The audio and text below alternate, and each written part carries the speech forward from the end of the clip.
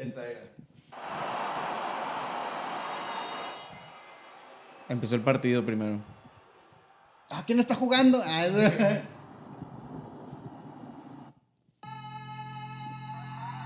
grito. Ese. ¿Qué es eso? Y son vocales, ¿verdad? ¿Son vocales? No, es que el hombre está enfermo. Tenía una... Está en inglés.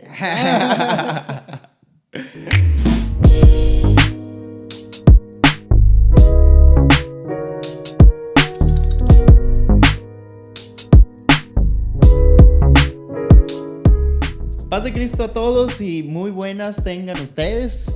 Gracias una vez más por sintonizarnos, por estar aquí en este video podcast de Compartiendo el Pan, donde servimos la mesa. Y compartimos ideas. Gracias a José una vez más. ¿Cómo estás, Josué? Muy bien. Sigo lleno de la cena del pavo. Ese pavo no tuvo ni misericordia de nadie. No fuimos buena gente con él. No, lo atacamos, pero como si fuéramos unos verdaderos caballeros del Zodiaco. del Zodiaco. No, pero sí le dimos con todo. Muy rico, ¿eh? Sí, no, estuvo muy, muy delicioso y la mera verdad. Qué bueno que nos sobró poquito, porque ya hay lonche para un mes. Sándwich. Ya no vuelvo a comer hasta diciembre. Sándwich de pavo de ley todo este mes. Sí, toda Navidad. Hasta Navidad, yo creo. Estuvo muy rico.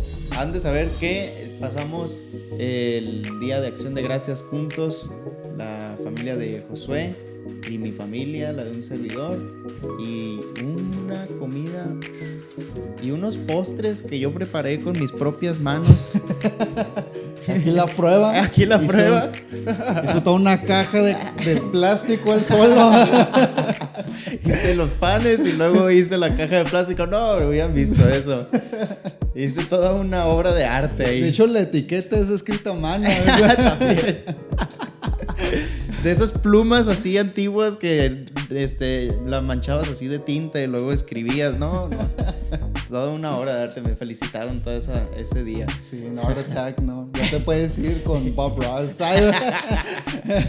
Pero bueno, espero que si celebraron Día de Acción de Gracias se la hayan pasado muy bien. Que pues el Señor les bendiga a ustedes, a sus familias, a todos. Y que a lo mejor pues todavía no vayan excediendo los pesos pesados. Se guarden tantito para Navidad. No.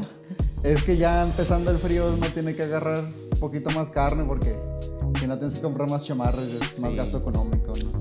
Uno tiene que prepararse para hibernar y todo el rollo. Sí, yo no salgo. Sí. Pero porque no quepo por la puerta. Yo no me corto, como ahorita que no, mi super barba que no me la he cortado. No me corto el pelo y aumento de peso, pero para estar bien calientito, pues así, velludito y todo, sin necesidad de cobija. Acá está la tradición de que no te rasuras en todo noviembre y ya te va creciendo, ya para ser finales de noviembre ya te está creciendo bien suave. Y sí, creo que lo voy a copiar. Que al cabo uno tiene que hacerse donde esté. Sí. Si es la cultura, ni modo. Bueno, gente, este tema que a lo mejor ya están observando por aquí es un tema muy interesante. ¿Cómo la ves tú, Josué, con el tema que hoy vamos a estar hablando de el Dios del cristianismo y Alá? Pues la verdad va a estar bastante interesante porque tanto tienen muchas diferencias, pero también tienen muchísimas similaridades en las que nos podemos adentrar. Sí. Por ejemplo, pues el islamismo considera en sí la Biblia como uno de sus libros importantes para estar utilizando. Lo conocen pues como lo conocemos nosotros, ¿no? El Torá. Y luego tiene la separación del Torá y luego tiene la separación de los historiadores que utilizan ahí como entre jueces. Y para adelante, y luego los profetas, y luego ya el Nuevo Testamento lo meten en su propia categoría que se llama el Injil. Pero lo curioso es de que teniendo toda la Biblia, consideran que toda la Biblia ha sido transformada o ha sido alterada más bien por manos humanas, ¿verdad? Y por eso no la consideran muy muy, muy importante. Porque dicen, estaba el mensaje correcto, pero los humanos nosotros lo hemos alterado, lo hemos cambiado para poder obtener poder político, cultural, para poder beneficiarme a mí mismo. Así que ese no se puede utilizar como algo fijo. Hablando de la Biblia. Ajá. Y de lo que sería la ley del Antiguo Testamento. Uh-huh. Ellos creen que las copias que surgieron del Deuteronomio, bueno, del Pentateuco, de los primeros 5 libros, no son exactas. Uh-huh. Oh. Sí, consideran que son, que han sido alteradas, ¿verdad? Que cuando se les dio tenía un mensaje original, pero que ha sido alterado a punto que nuestras Biblias de ahorita son totalmente erróneas. Ya. Dice, no, pues es que se habían escrito en tiempos con un lenguaje, ¿no? Ya sea en hebreo, en griego, pero que se tradujeron para poder obtener poder político. Okay. O sea, que ellos en sí consideran que una traducción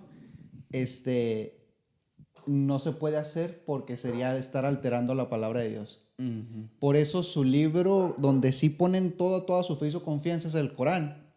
Ese libro sí se puede obtener una traducción en inglés y en español, pero ellos mismos te van a decir que esa traducción no es infalible, que tendrías que aprender árabe y tendrías que memorizarte el Corán en árabe para poder estarlo recitando correctamente. O sea, ellos se jactan de que el Corán sí se ha copiado, porque han hecho copias del Corán, ¿o es el mismo? Se supone que tiene que ser el mismo. Pero han hecho copias, ¿no? Porque sí. Tienen el Corán en libros y eso. Sí, o sea, tienen... Mismo que se rolen el mismo Corán entre todos. De hecho, está el kilómetro ¿no? El 25, el I-25 está cubierto con el Corán. No, Okay. dicen que, o sea, dentro de los manuscritos originales, uh-huh, que se copió exactamente. O sea, si se va a copiar, tiene que ser exactamente en el mismo idioma. Tiene que estar escrito y ese va a ser considerado el Corán correcto. Uh-huh. Pero si, por ejemplo, vamos a decir que nosotros que estamos hablando español visitamos uno de sus templos, te pueden entregar un Corán que está en español, pero te van a decir que ese Corán no es infalible porque, uh-huh, ha sido traducido, y que si quieres uno correcto tendrías que aprendértelo, o tendrías que pedir uno, sí, y aprendértelo en árabe, no en español. O sea, no puede ser ningún otro idioma. Uh-huh. Así que... Ya veo. Sí, está nomás ahí. Está nomás o sea, el que quiere llegar a entender bien el Islam, uh-huh, tiene que aprender árabe. Sí. Y leer el Corán en el original. Si de verdad estás buscando a Alá, tienes, uh-huh, que aprender árabe. Porque Alá es un dios árabe. Ok. Entonces entiendo que su forma despectiva de ver a la Biblia es más que nada, pero la Biblia ya traducida, ya occidentalizada, por así decirlo. Ajá. Si fuera en el original hebreo, ellos le tuvieran respeto. Todavía le tendrían un poco más de respeto, pero sí, como que todavía le tendrían mucha reserva. Uh-huh. Porque te digo, lo que es la Biblia y todos los cortes que ellos le metieron, sí dicen que no se pueden confiar. O sea, en general, casi. Ni siquiera, bueno, ¿y del hebreo qué comentario tienen? O sea, ¿piensan que también está medio mal copiada también? En el hebreo, no sé si los manuscritos originales lo tengan en la misma manera, uh-huh, de decir, no, pues los categorizan igual como falibles, como que sí. Están no estoy muy seguro, erróneos. Pero sí sé que perdía la Biblia que tú y yo conocemos, es así de plano, dicen que no. Uh-huh. Pueda que a lo mejor los manuscritos originales a lo mejor sí los tomen como correctos, pero tendrían que quedarse en el griego, uh-huh, o en el hebreo, en el original, porque si no ya dicen que se pierde mucho en la traducción. Vale. Bueno, ustedes ya notarán el conocimiento sobre el tema de nuestro hermano Josué, y no hay que hacernos más como que estamos evadiendo la verdadera razón. Es que con este tiempo de mundial Josué quiere ir de misionero allá a Qatar. De repente el Señor le ha revelado ir a las naciones, y exactamente a las naciones árabes donde se celebra el mundial actualmente, y necesitamos apoyo, necesitamos que ustedes puedan hacer una donación. Les voy a dejar mi tarjeta aquí. Nomás para las fechas donde está jugando México. O sea. Mi PayPal. Les prometo que le voy a hacer llegar todas las donaciones a él. No me voy a ir. Pero bueno. De hecho, ya llevo 5 meses creciendo mi barba. Sí. De hecho, pero no nos crece nada, ese es el problema. Se me hace que es señal de Dios. Sí, pero la verdad es que sí, el tema mundialista podría ser una razón muy importante por la que ahorita estamos nosotros hablando acerca de esto. Yo he visto memes donde gana Ecuador en el debut de la justa mundialista, gana Ecuador a Qatar, y ponían memes como Dios 1 y Alá 0, ¿no? Sí. O sea, la gente no es ajena a este choque cultural y religioso de las naciones que están visitando el Mundial de Fútbol, ¿no?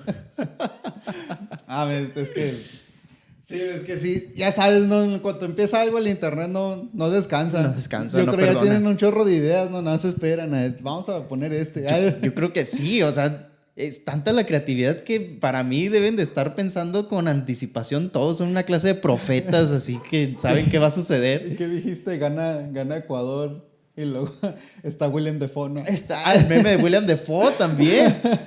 Que, bueno, eso ya tiene que ver más con la cultura bélica de Qatar, de los árabes, pero que gana Ecuador y ponen un meme donde dice los ecuatorianos viendo cómo a las 11 de la noche se hace de día en el cielo.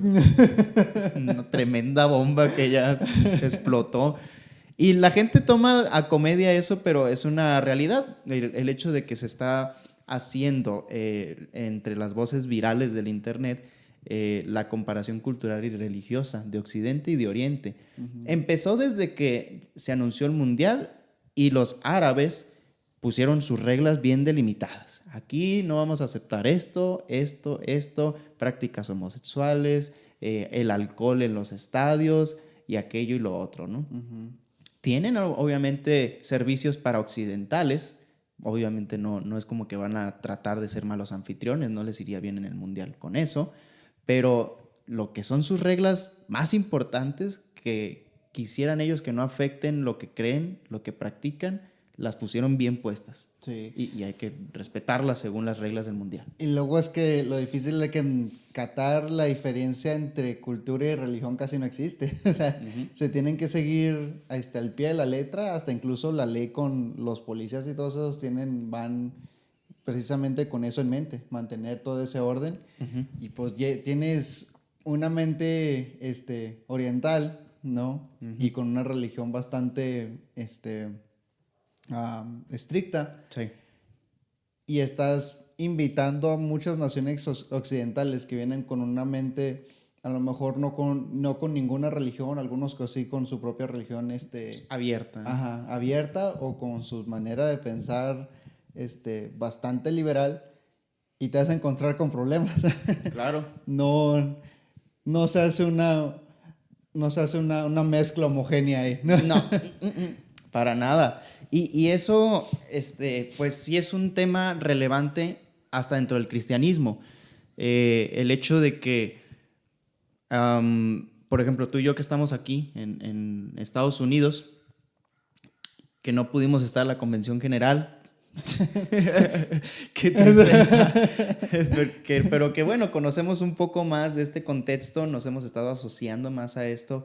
Pues hay una riqueza cultural y hay gente que viene de aquellos rumbos, y a lo mejor aquí se sueña un poquito más con alcanzar a las naciones en este sitio, en Estados Unidos, pero te encuentras con grandes diferencias y contrastes, por ejemplo, tan solo con el hecho de evangelizar a un árabe. Y a veces das por sentado que a lo mejor esa persona no conoce nada acerca de lo que tú predicas, o a lo mejor él no va a saber defenderse, o no va a tener razones fuertes o no va a tener... Que tú con cualquier argumento le vas a tumbar todo y no es así. Es una, como tú dijiste, es una dificultad cultural y religiosa que van así entrelazadas, Sí. la que gobierna la mente de la persona que se encuentra en esa práctica de religión islamita. Y uno, pues, siempre ha escuchado, ¿no? Que a lo mejor el deseo de ir a las naciones siempre es de aventarse el reto más difícil y luego ir hasta allá a ganarse a los del Islam y que deberíamos de hacerlo y que cuántos lo estamos haciendo y que, bueno, es nomás quererse poner la estafeta de superhéroe, pero no es poca cosa. No, es difícil. Es difícil. Es como el último video, ¿no? ¿Cómo solucionar los problemas de la iglesia? No, No, espérate en un tantito. video de 1 hora no se se arregla el sales, mundo. ¿no? No, para nada. Pero sí, la semilla trato de sembrarse también aquí en este video sobre dónde radican por lo menos algunas de las cosas que deberíamos de introducirnos a conocer para lograr esa meta, ¿no? Sí. Tener mínimo un panorama correcto, bien dirigido para llegar a ese objetivo. Pues, si estamos recomendando cosas, el libro de Buscando a Alá y Encontrando a Jesús es un muy buen libro para poder ir entendiendo de un musulmán devoto Sí. a su religión, la manera de pensar de cada uno de ellos. Se llama, pues sí, Buscando a Alá y Encontrando a Jesús, y se llama, el autor se llama Nabil Qureshi, que tristemente pues ya falleció, pero nos dejó con su gema. Wow. Él nos cuenta la historia de su vida siendo de una familia totalmente devota al Islam. Su papá era parte del ejército y lo mandaban a estacionarse en diferentes partes del mundo. Cuenta como él, su mamá, su papá y su hermana iban de nación en nación, como él en cualquier nación donde estaban, a los templos a los que iban, si tenían la oportunidad de hacer el gran viaje a Meca, que se le pide a los islamitas que hagan de perder una vez en su vida. Y todas las prácticas que su padre o los argumentos que su padre o sus maestros le fueron enseñando para poder defender el Islam. Y de hecho te das cuenta en el libro cuando te está contando sus experiencias y cómo sus padres lo estaban empujando para que conociera, y te das cuenta que a veces, bueno, yo en lo personal se me puso así como un panorama se me abrió un panorama muy, muy interesante, porque dije, a veces, ya es que lo habíamos hablado antes, digo, a veces como padres se nos va la onda en poder educar a nuestros hijos en el camino del cristianismo. Pero a esta familia en particular, desde chiquitos los iban entrenando así. Les iban explicando cómo, por qué, cuándo, dame fechas, dame esto, o sea, ¿de dónde estás sacando tu información? Decía que él cuando nació, que su padre hizo la tradicional oración del Islam sobre él, y que desde ese punto le fue enseñando todo lo del camino del Islam. A punto que cuando le tocó entrar a la escuela, su misma madre le decía, acuérdate que tú eres un embajador, dice, tú eres un embajador del Islam. Así que todo lo que tú hagas, hazlo al 100, como todo buen mexicano, ¿eh? hazlo al 100. O sea, que si te van a pedir una tarea, que sea la mejor calificación que saques. Que tú siempre seas el primero, porque tú eres un embajador del Islam. No que te vean, van a ver tus diferencias y van a saber que tú eres musulmán.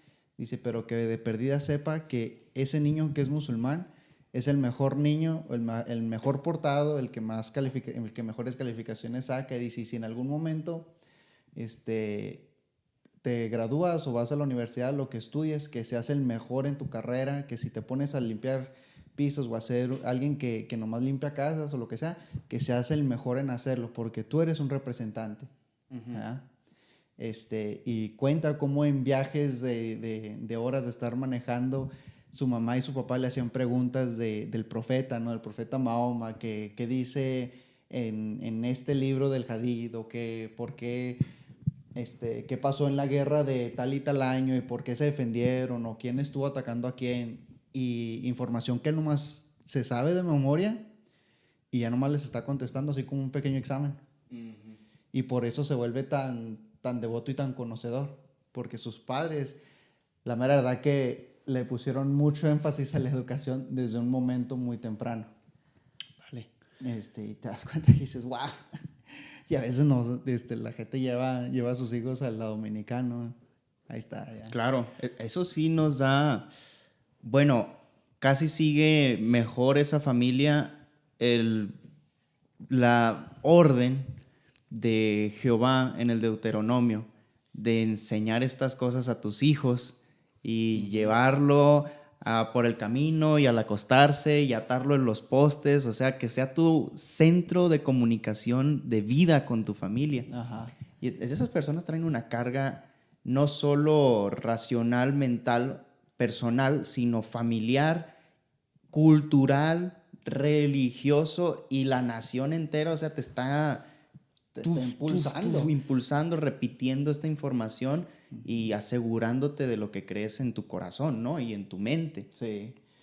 Especialmente porque en culturas orientales, y sí, en una clase de psicología nos están diciendo esto, que en naciones orientales se da mucho el cuidar de la comunidad, ¿verdad? Sí. La comunidad es más importante que el ser privado. Pero en el mundo occidental es muy diferente. Ahora te enfocas más en el yo antes que en la comunidad. Así que ellos, siendo de una comunidad, de una nación o de un pensamiento oriental, él se aprendía casi todas las cosas y trataba de ser lo más obediente, aún antes de entender que era para Alá.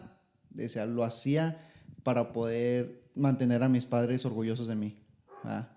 O para no traerles deshonra, porque claro, más que nada es evitar que algo te traiga deshonra, ¿verdad? Y si te trae deshonra a ti, trae deshonra a tu familia. Porque es lo que decía, te contaba una historia de cómo uno de sus primos trató de no robar, bueno, sí, dice que fue a un restaurante, sí, y que pidió un vaso de agua. Dijo, y pues los vasos de agua te los dan gratis, pero él iba y agarraba soda, ¿verdad? Y como en el Islam en realidad no hay un pecado, dice, nadie lo ve como una falta. Pero ya en el momento en el que el miembro que está trabajando en el restaurante vio eso y que fue y lo confrontó, el hecho de que lo haya confrontado trajo una deshonra a su familia. No solamente porque estaba haciendo un acto inmoral, sino porque lo descubrieron, y dice que el empleado le gritó a punto que todos en el restaurante lo voltearon a ver, al primo. Y que dijo, o sea, que para él la falta más grande no era que le hayan gritado, sino que una persona que estaba ganando bien poquito dinero le haya gritado, y dice que nomás le dijo, es agua. Y dice, el vaso estaba rosa y nomás se fue. Y se fue. Sí. Ok. Pues mira, vamos viendo como en contexto que es una religión que no solo te representa a ti como persona, sino a la gran cantidad de creyentes de dicha religión, pero sobre todo a los más cercanos tuyos como familia. Una acción tuya puede deshonrarlos también a ellos. Entonces, significa mucho que lo que haces lo hagas bien públicamente y tu reputación esté a salvo, esté bien guardada, porque de otra manera se te señala como alguien deshonroso y es tu familia la que paga los platos rotos, ¿no? Que paga las consecuencias. Muy oriental. Me recuerda a la frase de un gran sabio en una película llamado Mushu, el dragoncito de Mulan. Sí. Que regaña a Mulan y le dice, pues como, o sea, ellos son orientales también, asiáticos. Le dice Mushu a la Mulan que deshonrado tú, deshonrada tu familia, y voltea con el caballo y dice deshonrada tu vaca. Hasta el animal. Pero es la gran importancia de cómo tus actos aparte de que están desobedeciendo a la gran ley del Dios que sigues, que es estrictísimo, también está deshonrando a tu familia y los estás llevando de calle junto contigo. Es un gran peso. Sí. Un gran peso para Siempre ellos. traer el peso de toda tu familia, de todas las personas que dependen de ti, ya es una carga muy pesada. O sea, estar pensando todo lo que yo haga tiene que, porque te digo, no es ni siquiera honrar, nomás no traer deshonra a tu familia. Dices, ok, bueno, son cosas que tengo que de las que me tengo que estar cuidando, porque te digo, no en sí el pecado no existe para ellos. Pero el problema es si los atrapan y les dicen. O sea que ellos tienen permitido, por así decirlo, actuar de la manera en la que moralmente esté de acuerdo a lo que quieren alcanzar para agradar a Alá. O sea, para ellos no hay salvación. Ah, ok. No hay. Eso aclara muchas Sí, cosas. no hay pecado original, no hay pecado personal, no hay necesidad de falta de perdón de pecados, porque no hay salvación. Lo único que se necesita es seguir las reglas del Corán y del Hadith y ser buenas personas y esperar al día del juicio a ver cómo me ve Dios. Si voy a estar bien o si voy a estar mal. Y si estás bien, no es una salvación tipo relación eterna con Dios en un lugar paradisiaco, sino ¿qué es lo que les ofrece Dios si están bien? ¿Dónde lo tenía aquí? ¿Qué es lo que les ofrece Alá? Porque nomás dice way in the bad. Sí, nomás dice que se enfoca más bien en las cosas que hizo la persona a través de su vida, pero no dice ninguna otra cosa. Dice, la salvación en el Islam no se entiende de la misma manera como se entiende en el cristianismo. Así que no buscan casi lo mismo nomás de seguir, de seguir una ley en todo su momento, nomás que no se atrapen y que se sigan considerando como buenas personas. Depende mucho de la seguridad de sus actos, del bien moral que hacen, la perspectiva de las terceras personas. Sí, ajá. Si el juicio de los demás compañeros tuyos de Islam es negativo hacia tu persona, es que la estás regando. Sí. Pero si te ven como alguien de buen carácter, honorable y eso, vas bien. Sí. Vas bien. Más o menos, sí. Es lo que más o menos nos está explicando aquí el autor. Correcto. Pero en sí era nomás tratar de seguir las reglas que te ponían casi pues, tus padres, o ya sea el Hadith o el Corán, y seguir adelante y si acaso se te ocurría hacer algo malo, que no te atrapara. Okay. O tratar de mantenerte del lado positivo.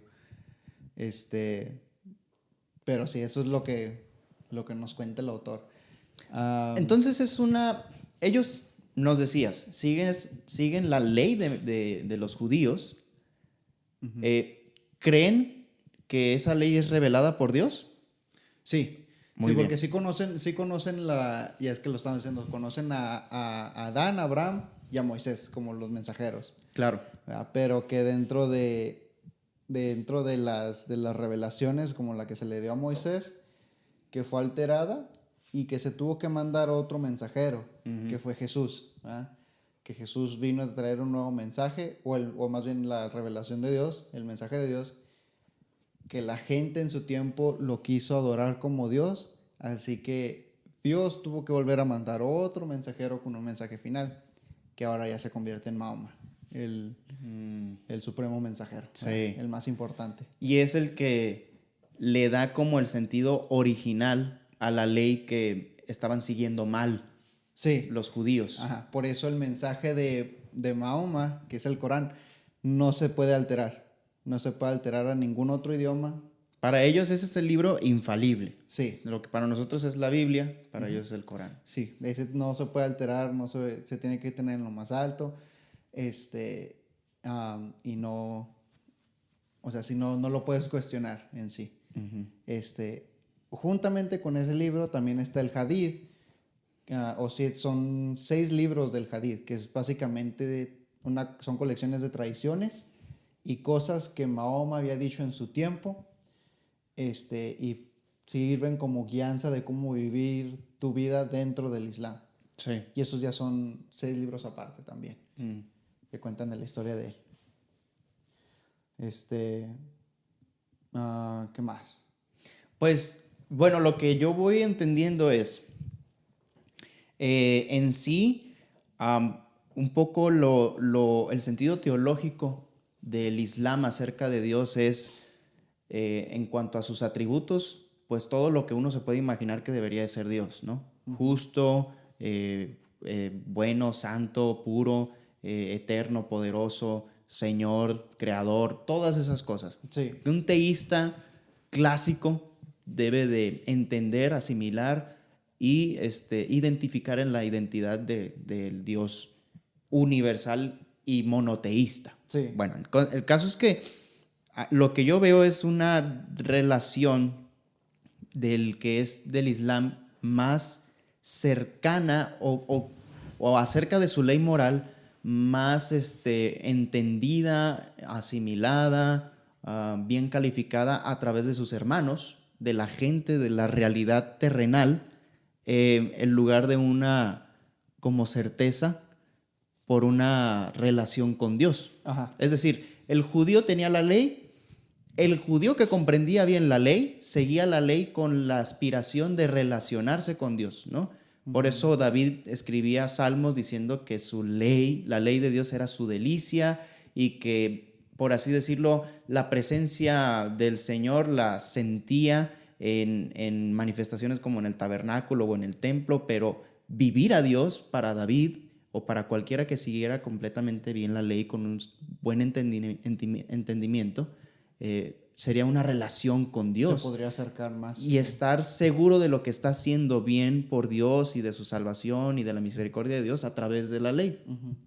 El Islam es más como, son las reglas, pero Se siguen porque se siguen. se siguen porque se siguen, pero Dios no es como muy compa para que esté de acuerdo con todo lo que hago, entonces lo único que me queda, porque aquel nunca me va a probar, es muy estricto y ni siquiera me le puedo acercar a hablarle con confianza para ver cómo voy, ni recibir palabra de él, es ver con mis hermanos qué tal y mi reputación, mi carácter, qué tal me lo describen ellos y qué tal mis maestros me van aprobando en lo que yo estoy practicando de vida y de religión. Sí. Es lo que voy comprendiendo. Entonces, es una diferencia muy importante de la asimilación de Dios, de tu relación de vida religiosa con Dios. Y te deja prácticamente solo, con un peso enorme encima y a lo mejor con poquísimas, casi nulas esperanzas de hallarte apto para ser salvo. Y eso es una gran y radical diferencia que a lo mejor por eso es que la conducta de ellos sea como la observamos externamente, ¿no? Sí. Muy estrictos, a lo mejor demasiado celosos a tal punto que no les interesa por seguir manteniendo el orden que ellos quieren seguir para agradar a Dios o para ser buenas personas, el hecho de hasta asesinar en todo caso, o lo que vemos nosotros que también a veces es exagerado acerca de ellos, Sí. pero lo que vemos que es muy radical, muy celoso de parte de ellos, es por esa necesidad, por esa angustia, esa tensión que tienen de vida religiosa en su forma de vida, ¿no? Ajá. Pues por lo que yo he llegado a entender con la lectura, más o menos como yo lo estoy viendo, es de que en sí tratan de vivir la vida como Dios quisiera o como se las está planteando el Corán y el Hadith, ¿verdad? Sí. Que eso ya sería vivir correctamente, ¿verdad? Tomando los buenos puntos más sobre los errores que yo he cometido, ¿verdad? Tratar de más o menos mantenerse así. Dentro de los 5 pilares del Islam, se hace que uno de ellos sí tiene que ver con la recitación de unas oraciones, que es así como los rezos, donde lo tienen que estar haciendo, creo que 6 veces al día. Sí. Apuntando 6 o 5 veces al día apuntando hacia Meca, siendo así como un tipo de relación con Dios. Y dentro de lo que habla el autor también es de que lo que ellos consideran como palabra de Dios tiene que ver con sueños. O sea, ellos le ponen muchísima importancia a los sueños. Porque en los sueños es donde Dios les puede hablar. Ujú. Decía el autor que cuando estaba chiquito, uno de los sueños que tuvo su padre, en ese entonces era que iban él y su hermana en caminos separados. Ujú. Dice, y cuando iban en el carro, dice, de repente cuando volteó a ver el padre para atrás, habían desaparecido. Y sí, que se asustó y que mejor se regresaron porque iban manejando, creo que era invierno y me parece que estaba nevando, algo así. Y mejor se regresaron para quedarse otra noche donde estaban y luego al día siguiente ya continuaron. Pero en sí era como un sueño profético de lo que iba a pasar con él, con el autor. Sí. De que iba a salir del camino de su padre ya no estando en el mismo carro que él. Y para el final del libro también sé que Dios le da un sueño al autor, a Nabil, casi revelándose a él, nomás que está a punto de llegar ahí y no llegué. Y oh sorpresa, terminó volviéndose al Islam por el sueño, ¿no? Ese era el gran final. No, bueno, vamos entendiendo como estas cuestiones, cómo ellos tienen también sus medios para acercarse a Dios. Uh-huh. Porque, bueno, una religión sin ese logro sería hueca, ¿no? Sí. El punto es acercarse a Dios. El punto es tener un camino que te lleve a la más cercana gloria de Dios, o si se puede, hasta Él totalmente. Uh-huh. Pero ese es el Islam, haciendo tú tu camino. O teniendo ya un camino, pero por así decirlo, con reglas que, a lo que yo entiendo, como tú dices en el Corán, han sido ya hasta agregadas por Mahoma, grandes profetas que han recibido revelaciones, y es como el hombre la va cambiando poco a la va poco. cambiando, va mejorando el camino, va haciendo sus veredas más cercanas, o va aclarando el panorama, pero es el intento del hombre, ¿no? Uh-huh. Y es esa tensión. ¿Por qué? Porque yo identificaría que el problema está ahí, en la relación de un Dios con su pueblo en ese sentido, con los que tienen la revelación de Él, que sí es el Islam. No ser tan personal y no concebir ciertos aspectos de gracia, como la gracia y la misericordia, los hace tener esta tensión, esta necesidad de ejercer un camino, de crearlo, de modificarlo, de mejorarlo. Sí. Y es un cuento de nunca acabar. Sí, pues ya es que te decía que dentro del hadith, o de sus reglas de comportamiento, dicen que a través de las generaciones, si una persona de buen carácter traía una manera de vivir mejor, una manera de hacer las cosas mejor, la traía a los maestros. Los maestros analizaban el carácter de esta persona y le decían, ¿de dónde aprendiste tú esto? No, pues que de tal persona. Y luego los maestros iban con aquella persona, analizaban su carácter y decían, ¿dónde aprendiste esto? No, pues que de tal persona. Y iban allá, analizaban su carácter. Si se hallaban que todas las personas que ellos analizaron tenían buen carácter, entonces se metía, ¿verdad? Se metía al libro de comportamientos. Hasta mismo Mahoma, ¿no? Que es que dije que se casó, tomó como esposa a su prima. Me parece que era su prima, nuera. Que también era nuera. Sí, que también era nuera, pero era una niña de 6 años. Cuando la toma por esposa, dice, no, que los árabes paganos lo veían mal y que Mahoma recibió una revelación de Dios diciendo que estaba bien.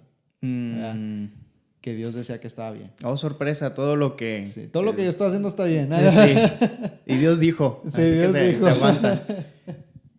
Sí, entonces va teniendo esa oportunidad de modificarse el camino, de modificarse las reglas morales, porque como no hay una relación cercana con Dios, un profeta, depende de un profeta que se puedan ir conciliando esas dudas, que se puedan ir ajustando esas cosas.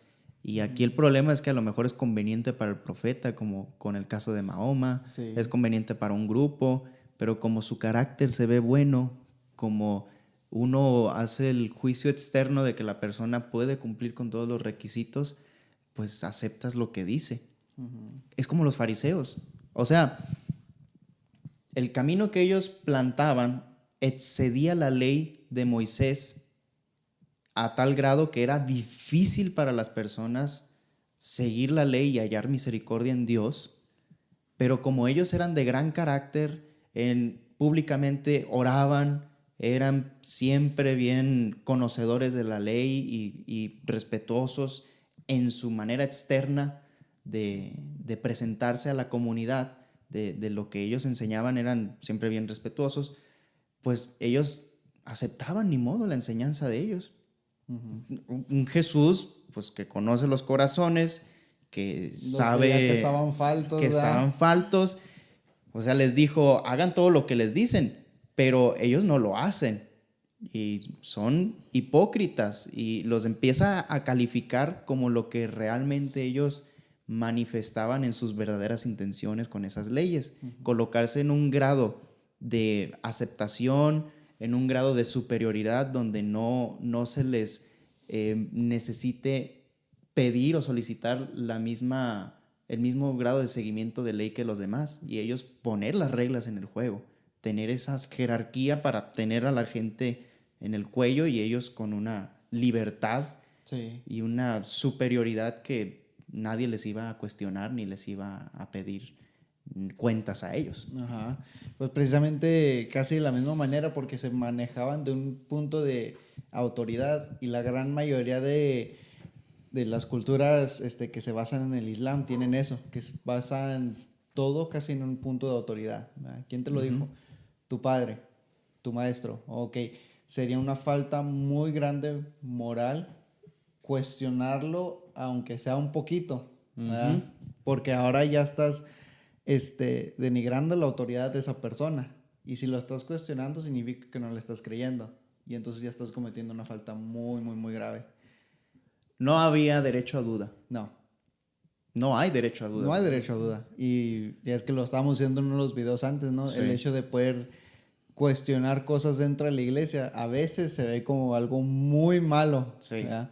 Pero vamos cayendo casi juntamente con ellos, es decir, pues porque sí, porque yo digo, por la autoridad. Claro. O sea, simple y sencillamente sin tratar de explicar, por tal y tal razón.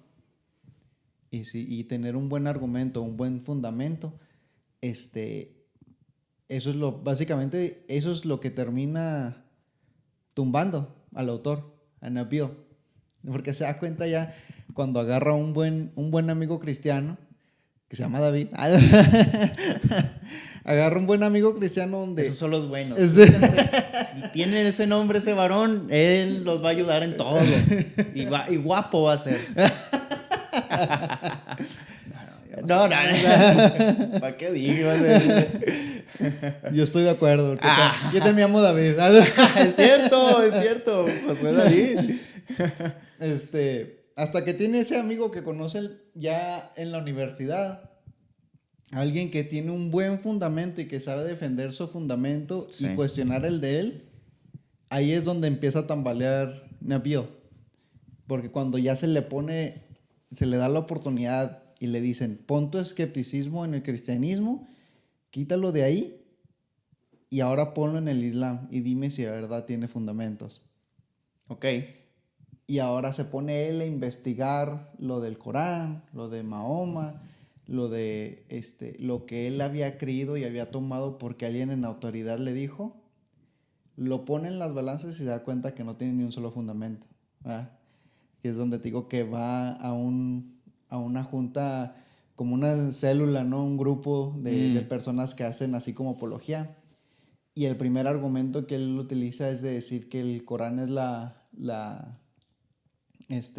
palabra de Mahoma. Y le preguntan... ¿Y quién es Mahoma? O simplemente, ¿cuándo obtuvieron los primeros manuscritos? O sea, ¿cuándo son los originales? No, que pues 250 años después de Mahoma. Y dice que así, que todas las personas que lo están escuchando como que nomás se hicieron para atrás y dijeron, bueno. Y dice que ahí se dio cuenta que todos ya habían decidido si su argumento era bueno o malo. Y todo lo que había dicho, hasta que dijo 250 años desde que salió Mahoma, Dijo, eso fue lo que me tumbó.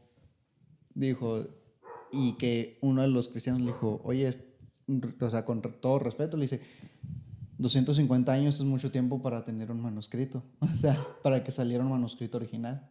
Dijo, en 250 años pasado de tradición oral, dijo, el malo se hace más malo y el bueno se hace más bueno.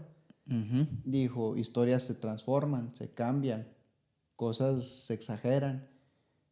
Y le decía a él, sí, pero no conoces el carácter moral de estas personas, de las personas de las que yo te estoy diciendo que estuvieron pasando toda esta traición. Y dice que un agnóstico se levantó y le dijo, ¿y tú conoces el carácter de estas personas? Y dice, y ahí ya, caí. Ya no, dijo, me sentí terrible, dijo, todo lo que había dicho y... Le tumbaron todo. En 5 argumento tras segundos, argumento. en 2 preguntas me tumbaron todo. Sí. Wow. Sí. Oye, y a ver si entendí bien. O sea que el Corán sale 200 años después de Mahoma. Ajá. No escrito por Mahoma. Sí, O- la tradición es de que supone que el Corán fue el mensaje perfecto de Dios a Mahoma. ¿Ok? Pero los primeros manuscritos que tienen salen 250 años después Ya. del tiempo de Mahoma. Ya. Así que en realidad, ¿de dónde salieron? Pues quién sabe. Sí. Mas, sin embargo, los manuscritos más cercanos al tiempo de Jesús es de Marcos. Ujú. 60 después de Cristo. Y ya no hay mucho espacio para encontrar faltas en el manuscrito de Marco. Ujú. Y luego todavía teniendo las otras referencias con Mateo, Lucas y Juan, y cómo todos se entrelazan, no cabe duda, aún en historiadores, de la autenticidad de los evangelios, Claro. de la vida y de la crucifixión de Jesús. Ujú. Porque lo que decían dentro de los historiadores, aunque no eran cristianos, que eran ateos, lo único que podían justificar bien, lo más claro que podían justificar era que Jesús murió en la cruz. O sea, que ahí existió y murió. Ujú. Y si murió fue por algo. Y luego todos los demás mártires que estuvieron muriendo, todas las personas que dijeron que vieron a Jesús después de haber muerto, cuando resucitó, y todo el movimiento que se lanzó después de eso, nomás los deja en una conclusión Sí. de que es verdad. Ahora, eso es un argumento a favor de la historicidad del Jesús hombre. Pero me imagino que en esa reunión apologética también habrá sido un tema central la divinidad de Jesús. Sí. ¿Y cómo iba a tener herramientas para divinizar o llegar a un grado similar Mahoma comparado con Jesús, con todo el dato histórico fuerte,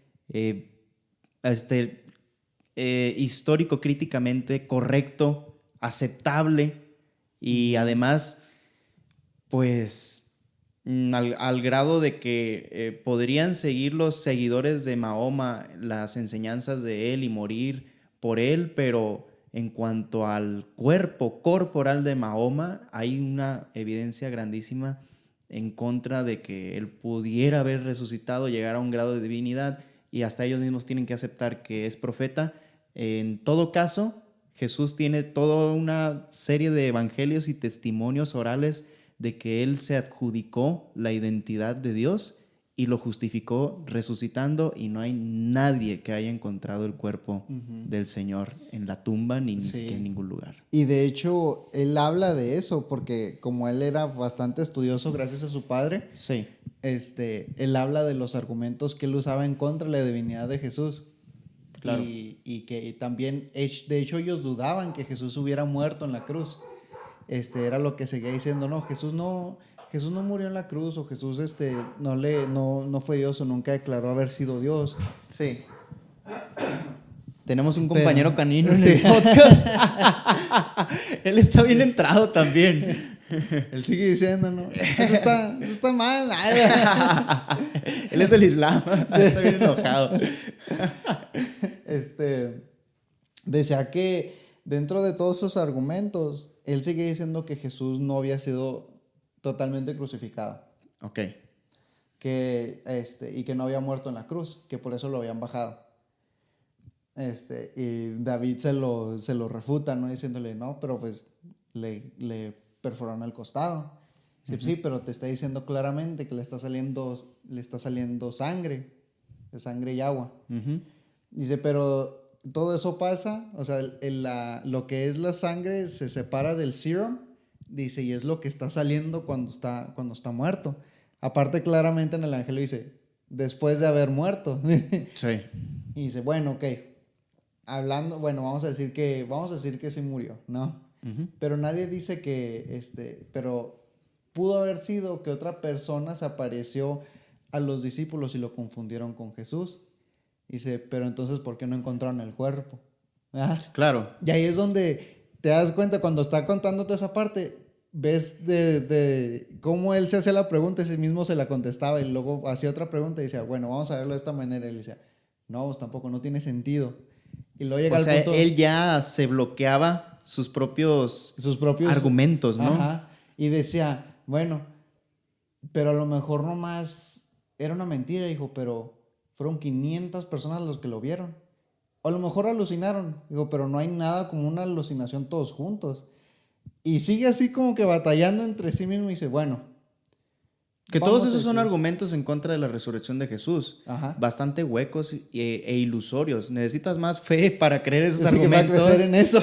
que para creer que Jesús resucitó. O sea, hay quienes dicen que todos estaban alucinando al mismo tiempo. O sea, es totalmente ilógico. Es como si yo te dijera, oye, ¿te gustó el sueño que acabo de soñar ahorita? Sí. Que hubiera una red de comunicación abstracta de todos nuestros pensamientos y sueños e ilusiones. Todas las mentes, sí, ¿no? o sea, ellos ya estaban a otro nivel de Star Wars. Ellos ya tenían la fuerza así. Era el profesor Xavier. Sí, ¿no? el profesor Xavier ahí estaba trabajando en todos. Y luego también de cómo los apóstoles supuestamente sacaron a Jesús de la tumba. O sea, movieron una roca gigantesca. No eran nomás 2 soldaditos como de repente en las escuelas dominicales dibujábamos, eran 100, decenas a lo mejor para cuidar un cuerpo importante de cientos de seguidores y armados contra pescadorcillos, cobardes. ¿Cómo iban ellos a lograr eso? O sea, son teorías que no tienen fundamento ni siquiera ninguna lógica. Ajá. Él se empezó a enfrentar a eso mentalmente. Sí, o sea, tuvo que llegar a enfrentarse con el hecho de que a lo mejor todo lo que él había escuchado no era del 100% correcto. Y empieza a cuestionar un chorro de otras cosas, donde también cuando decía, no, pues es que Jesús nunca dijo que él era Dios. De hecho, uno de los argumentos que dice que uno de los apologistas musulmanes decía era que Jesús siempre declaró que él era un hombre, que él era el hijo del hombre. Sí. O sea, no, es que él siempre dijo que él era el hijo del hombre. Aparte, en la Biblia siempre dice que varias personas son hijos de Dios. Y dice, eso no tiene sentido. Dice, pero él nunca dijo que él era Dios. Dijo, hasta que se tuvo que estar metiendo poquito más a checar varios datos, primeramente en Juan, y cuando Juan dijo, no, pues en los primeros 2 capítulos, ¿no? Que el verbo era con Dios, el verbo era Dios y el verbo se encarnó, ¿verdad? Sí. Y todo lo que existe vino por él y para él, ¿verdad? Ahí donde dice, no lo podía creer, ahí estaban los primeros capítulos de Juan, no podía comprender, o sea, de hecho decir, no, pues eso ahí está escrito. Claro. Y dice que se puso en el internet y buscó y que dijo, ya después al día siguiente llegó con David y que le dice, no, pues no te creo nada de lo que diga Juan. Que porque Juan fue el último de los libros que se metieron a los evangelios y que no es donde pudieron haber alterado el mensaje. Él dice, te voy a creer, me tienes que encontrar notas en los evangelios más recientes, como lo que sería Marcos. Dice, y en Marcos lo encontré cuando dice el yo soy.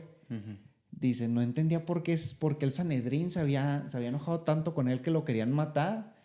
Dijo, hasta que me tuve que poner a investigar la profecía del yo soy y cómo se presentó así como Dios en el Antiguo Testamento. Sí. Y luego entendí por qué el Sanedrín lo quería matar, porque estaba profesando su deidad. Claro. Dice, no era una referencia a su persona humana, sino a su identidad divina. Ajá. Y dice, y ahí en ese punto dije, tengo que ver ahora todos los evangelios con el entendimiento de que Jesús dice que Él es Dios y que todos los apóstoles entienden que Él es Dios. Ujú. Dijo, y eso empezó a abrir muchas puertas ahora en mi mente. Y sí dice en el libro, y dice, no le podía decir a David que estaba entendiendo todo esto. Dice, ¿cómo le iba a decir que ya voy entendiendo esto? Y dice, no lo voy a decir. El orgullo, ¿no? Sí. Sí, bueno, mira, eso no solamente son falacias que los maestros islamitas usan, sino falacias ya popularmente aceptadas. Yo he escuchado gente que hay un video que a lo mejor alguno ya lo ha visto, espero que lo hayan visto para que con este video mínimo tengan herramientas de cómo volver a argumentar contra ese video. Me encontré un video interesante que decía, yo soy ateo gracias a Dios. Bueno, eso es una frase muy de cura, Sí. pero el tipo argumentó, ateo gracias a Jesús, pero el tipo en su video argumentó acerca de por qué es ateo gracias a Jesús. Y hace una referencia histórica falaz, totalmente fuera de interpretación correcta de las palabras de Jesús y del contexto judeo histórico, por así decirlo. Y, por ejemplo, estas referencias de yo soy le quiere dar un sentido taoísta de que Jesús trataba de decir que se conectaba con el universo. No, ¿Por qué? ok. Porque existe la teoría de que en sus años antes de empezar su ministerio fue y aprendió de las religiones orientales un poco de todo y regresó iluminado en el desierto y en sí la pelea en el desierto, en el cerro con el diablo fue más bien un conflicto personal, psicológico, donde estaba terminando de estructurar todas estas creencias que enseñó. Y en fin, era más un rollo... Era conectar muchos puntos, ¿no? conectar muchos puntos y una especie de animismo que él más bien procuró enseñar en lugar de la religión judaica. Y eso es una manipulación del dato histórico de Jesús horrible.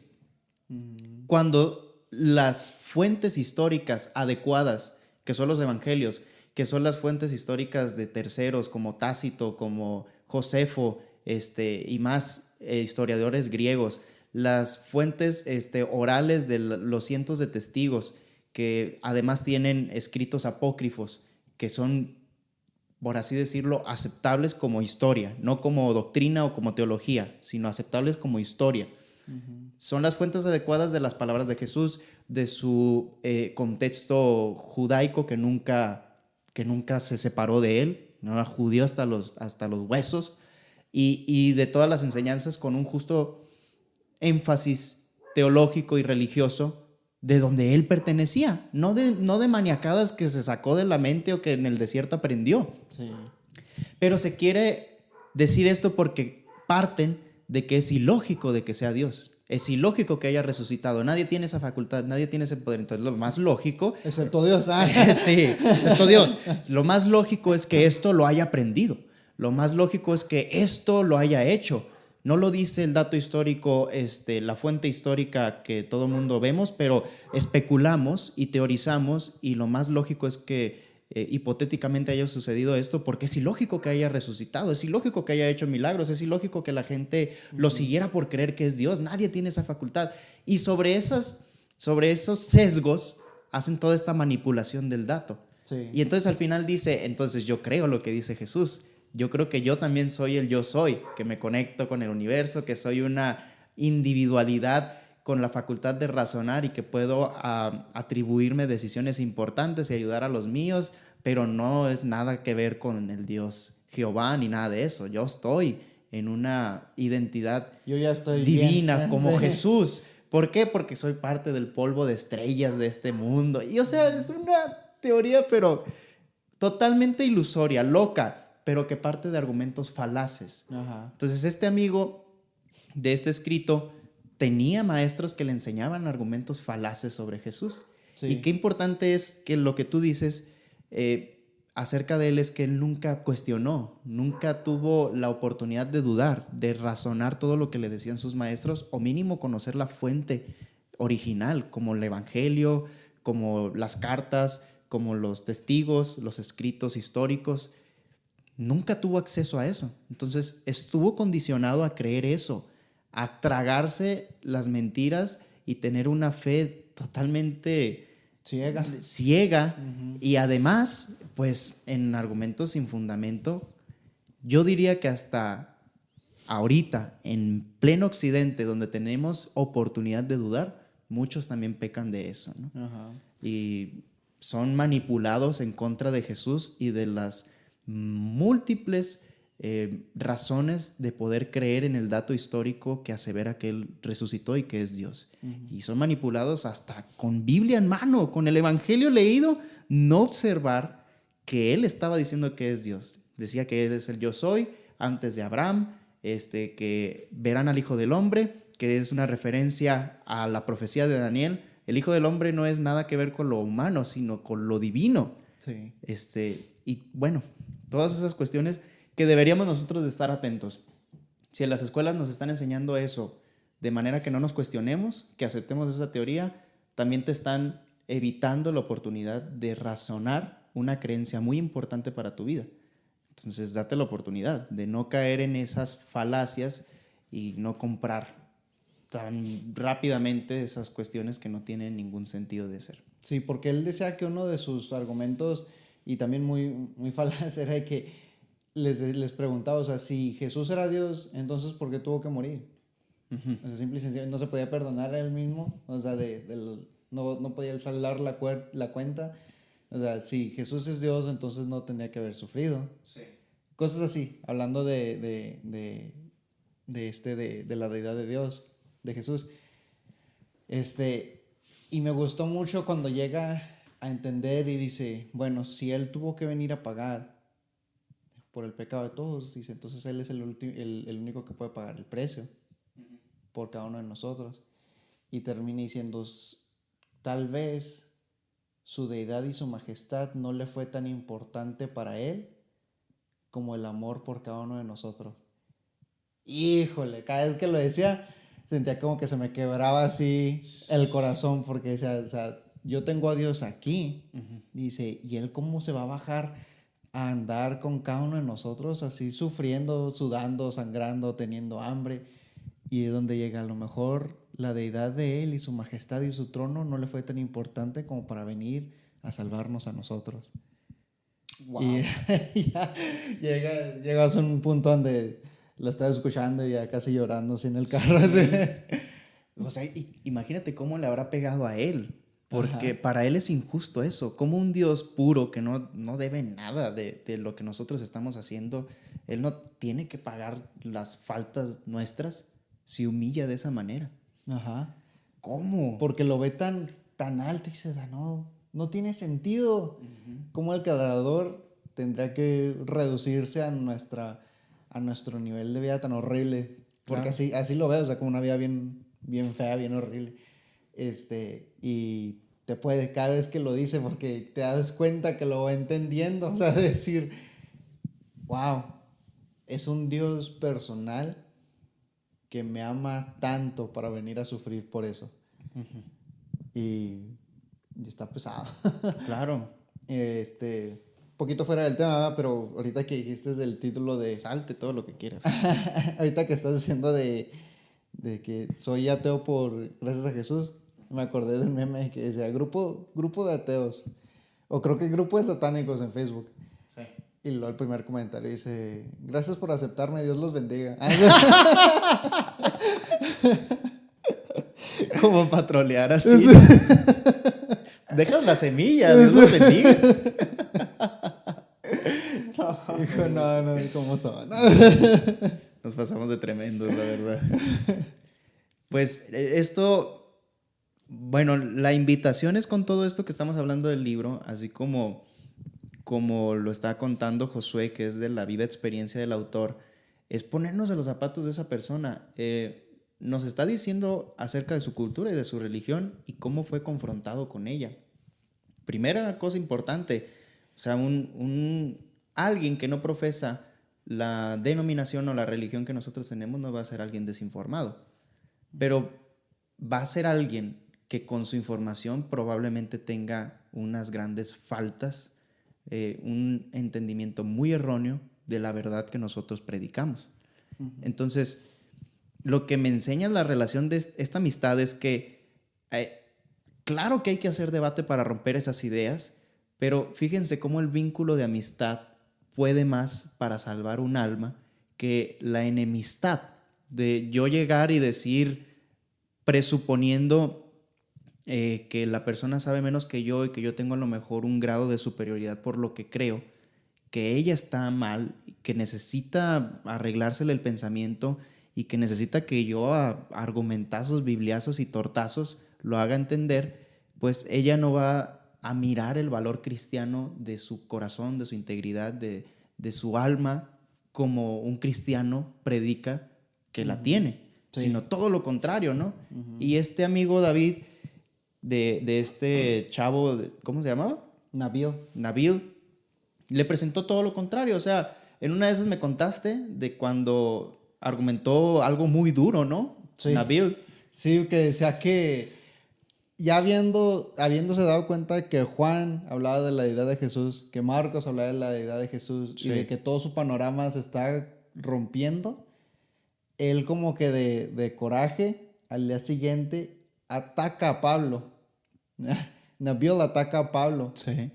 Y siendo uno de los héroes personales de David, le dice, ¿cómo te vas a poner a decir cosas de Pablo sin siquiera tratar de sustanciar lo que estás diciendo? Porque decía, no, que Pablo nomás quiso corromper el mensaje de Jesús y lo hizo para obtener el poder que tenía Jesús, o sea, el poder cultural o social o lo que sea.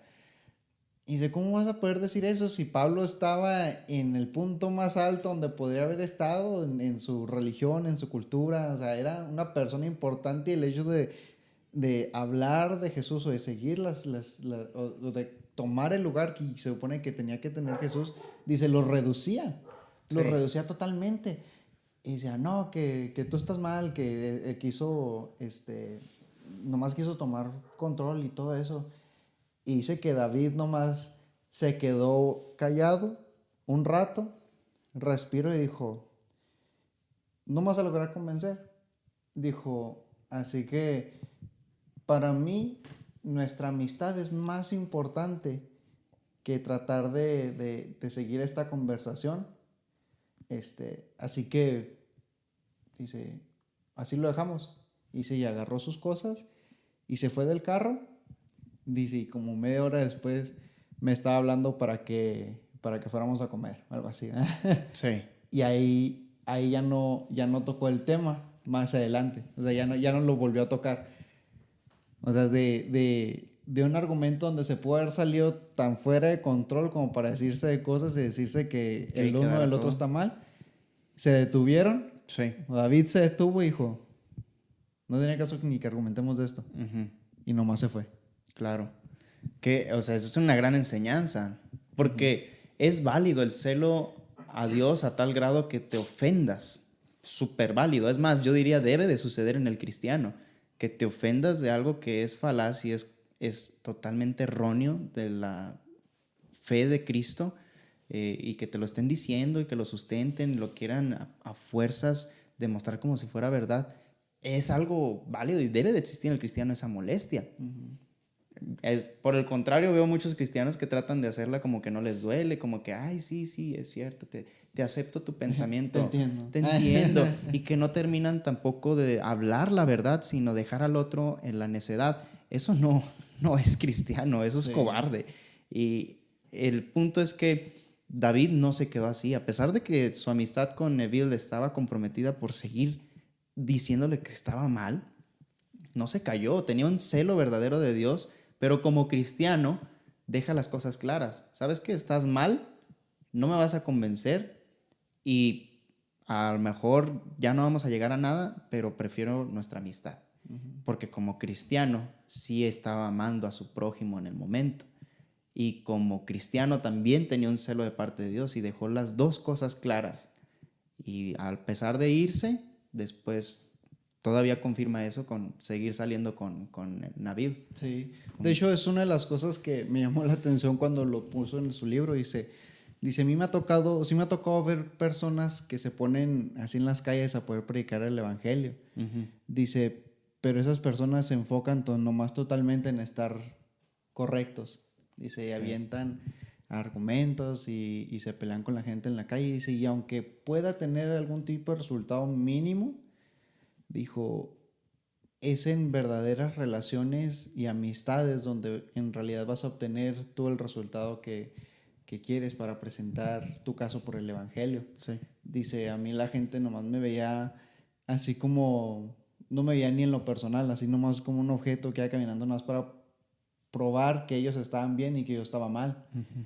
Dice, pero David y yo forjamos una amistad que se convirtió tanto así como una hermandad, que aun cuando estábamos en los momentos más difíciles donde fue aprobada nuestra amistad, dice, no se quebró, sino que como verdaderos hermanos nos peleamos o argumentamos y no quedamos en un consenso, pero seguíamos siendo hermanos. Sí.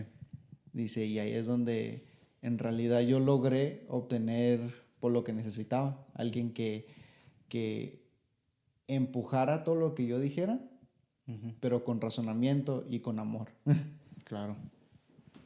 Bueno, ya para ir cerrando, ¿qué enseñanzas nos dejaría esto para la iglesia? Me estaba preguntando a través de este testimonio de Navid y luego de lo que más o menos miramos. No es la gran cosa de datos sobre el Islam los que dimos aquí, pero lo que más o menos fuimos observando, que son datos importantes. ¿Cuál es la enseñanza para la iglesia, no? Para mí, lo primero que quisiera poner sobre la mesa es tenemos una gran diferencia con las demás religiones, todo desde el inicio de cómo concebimos a Dios, cómo identificamos a Dios. Y es justamente como lo que ahorita decíamos, a un Dios totalmente distinto a lo común, a lo que uno pensaría que debería de ser Dios. Y desde ahí te rompe todo el esquema. Y lo impresionante es que aún se deja conocer más porque es personal. Uh-huh. Entonces, es muy diferente a religiones donde se concibe a Dios con una idea santa, pura, inmaculada, y con tal poder y con tal celo de esa santidad de ese Dios, que a lo mejor te deja reglas, pero ya no tienes la libertad para conocerle, amarle o vivirle personalmente, sino simplemente tratar de buscar tener un camino, uh-huh, adecuado. Y el problema es que ya no está Dios en ese camino tampoco. Entonces ese camino es donde se cometen los problemas de ambigüedades, de cambios, de reglas que se puedan ir agregando o mejorando por el hombre, y es donde ya la religión no religa a Dios, sino más bien nos une a nosotros mismos en nuestra idea de Dios. Puede ser la idea más sincera, honesta de quién debería de ser santo y justo y con temor de Él, pero erróneo en nuestro caminar. Uh-huh. Y eso nos religa con Dios, que es el significado de religión, de religar. La especial diferencia con el cristianismo es esta: Dios ha hecho el camino, ha hecho el medio, lo ha justificado en Jesucristo, lo ha expandido a nuestros corazones y no hay duda, no hay ningún rastro de contraargumento a ese camino, porque murió y resucitó, y hasta ahorita es un dato cerrado. Ya saben. Ajá. Ya se sabe. Sí, yo en lo personal considero que de lo que yo puedo sacar para la iglesia, es decir, no hay que ser como Bob Esponja, cuando quiere ir a la playa, ¿no? Con todos los que hacen ejercicio y se compra sus brazos donde los infla y se le van haciendo más grandes, sí, ¿no? Se ve bien fuertote, pero cuando quiere levantar algo no lo puede levantar, ¿verdad? Le salen las venas y todo y dice, no puedo. ¿Por qué? Porque a veces nos toca llenarnos, ¿no? de ministerios que estamos haciendo, de responsabilidades que estamos haciendo, Sí. me estoy memorizando toda la Biblia de principio a fin. Y cuando tratamos de levantar un argumento falaz o tratamos de hacer este evangelismo y nos pone una pregunta tan sencilla y no lo podemos levantar, es porque en realidad todo lo que teníamos no tenía un buen fundamento. Sí. Nomás estábamos inflando los brazos, pero no teníamos la fuerza para hacerlo. Y precisamente pues desde la educación de Navío se le estuvo presentando lo que necesitaba y nunca lo cuestionó. Y muchas veces también nos pasa que se nos presentan pero nunca se cuestiona. El hecho de poder hacer las preguntas y poder encontrar la respuesta nos fundamenta tanto que cuando llega un musulmán devoto, así como era Navío, con alguien preparado como lo era David, no te tumba con la primera pregunta. Porque él decía que su argumento favorito era de las diferentes versiones de la palabra, de la Biblia, y que conoce que caían muchísimos cristianos. Y de todas las personas que nada les presentaba eso, era tan sencillo presentárselo y nadie podía argumentármelo correctamente o lógicamente. Hasta que llegó David y le dijo, ¿a qué te refieres? A ver, preséntamelo. Y le empezó a presentar todos los hechos. David se los estaba presentando a Nabil y ya Nabil ya no supo dónde irse de ahí. O sea, es la primera persona que me dejó callado. Decía. Y ahora tuvo que empezar a buscar más argumentos para poder ganarle a David. Y David le presentaba otros argumentos para poder ganarle a Nabil. Pero dentro de todas las cosas, el hecho de poder buscar la verdad te lleva a poder tener una relación con Dios más fundamentada, sí, y a saber poder defender la fe en dado caso. Y además esta experiencia de Nabil él buscó genuinamente la verdad, porque consideró que la verdad era más que él. Así fue enseñado en el Islam. Alá, que es la verdad máxima y suprema, o era la verdad máxima y suprema de su vida, era más que él, más que su familia, más que todo, a tal grado que tenía que encontrarlo, tenía que vivir para agradarle, en fin. Se encuentra con Jesús, que comienza a ganarle a toda esta idea de Alá, y su argumentación, si al principio era para derrumbar a Jesús, aún en el debate, inconscientemente, yo creo que después era también para descubrirlo. Sí. Su libro así lo escribe, o sea, buscando a Alá y encontrando a Jesús. Entonces esos debates eran realmente por la búsqueda de la verdad. Estaba, sí, Jesús derrumbándole toda su idea de Alá, pero no se iba a rendir hasta que Jesús lo convenciera totalmente. Eso es una búsqueda que genuina, te demuestra que es genuina. Ajá. Porque muchas veces nosotros nos ponemos a nosotros mismos antes que cualquier verdad lógica que escuchamos. Y es donde, si a lo mejor esta persona tenía una fundamentación errónea, que era en el Islam, si bien tenía esa fundamentación errónea, por lo menos se le inculcó la búsqueda de la verdad, más allá de todo lo que él hacía, desinteresadamente por sobre todas las cosas que él buscara. Uh-huh. Y es donde Jesús lo termina convenciendo, pero habemos quienes no tenemos ni siquiera una fundamentación a ese grado de buscar la verdad, de buscar la vida correcta, de buscar el sentido y el propósito, y está prácticamente en nuestras libertades, en nuestros placeres. Uh-huh. Y yo creo que es muy necesario en nuestra sociedad actual, en los estudios que recibimos, en el adoctrinamiento que de repente se están dando en altos grados de estudio con universidades preparatorias, high school, que nosotros de verdad hagamos el intento de buscar la verdad o mínimo darle una oportunidad, no quitarla y erradicarla porque no nos conviene. Uh-huh. Porque a Nabil le convenía ser islamita por todo lo que ya él había aceptado y cómo iba a derrumbar eso. Pero a lo mejor a muchos que estamos en posición de ateísmo o agnosticismo o simplemente un cristianismo que no tiene a un Jesús bíblico, genuino, una doctrina real, pues no nos conviene tampoco escuchar esa verdad. Entonces, es la oportunidad de, aunque sea debatiendo, aunque sea no queriéndolo aceptar desde el inicio, métete al ruedo. Y estoy seguro que Jesús no te va a decepcionar. Lo encontrarás. Lo encontrarás verdaderamente. Es la búsqueda de la verdad, ¿verdad? Es la búsqueda de la verdad. Esta persona aprendió a tener búsqueda de la verdad porque antes nomás obedecía sin cuestionar. Y aprendió a cuestionarse aquí y su fundamento para cuestionarse era la verdad.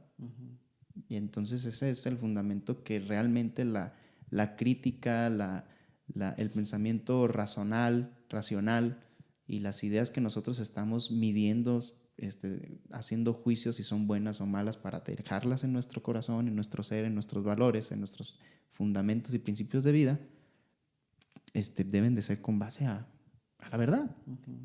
Sí. Pues son grandes enseñanzas.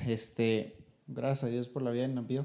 Gracias a Dios por la vida de Nabil y gracias a Dios por, tener la oportunidad de esos grandes testimonios. Yo pensé que es decir, y por la vida de David. También por la vida de David.